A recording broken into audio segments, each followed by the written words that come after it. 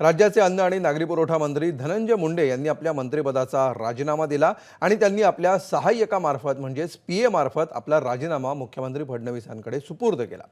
मुख्यमंत्र्यांनी हा राजीनामा स्वीकारला आणि तो पुढील कार्यवाहीसाठी राज्यपालांकडे पाठवलाय। त्यामुळे धनंजय मुंडे हे मंत्रिपदावरून पायउतार झालेत। या पार्श्वभूमीवर धनंजय मुंडे यांनी पहिलं ट्विट केलंय। सत्सद विवेक बुद्धीला स्मरून आणि वैद्यकीय कारणासाठी राजीनामा दिल्याची प्रतिक्रिया धनंजय मुंडेंनी दिली।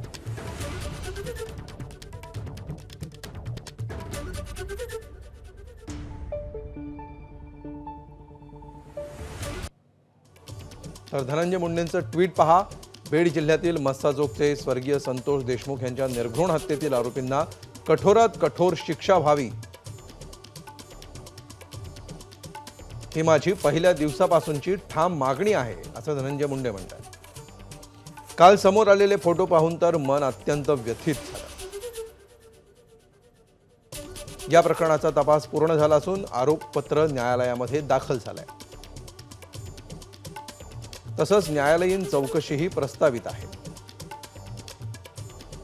माझ्या सत्सद विवेक बुद्धीला स्मरून आणि मागील काही दिवसांपासून माझी प्रकृती ठीक नसल्यानं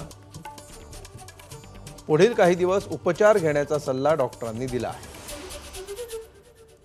त्यामुळे वैद्यकीय कारणास्तव सुद्धा मी मंत्रिमंडळातून माझ्या मंत्रिपदाचा राजीनामा माननीय मुख्यमंत्री महोदयांकडे दिला आहे।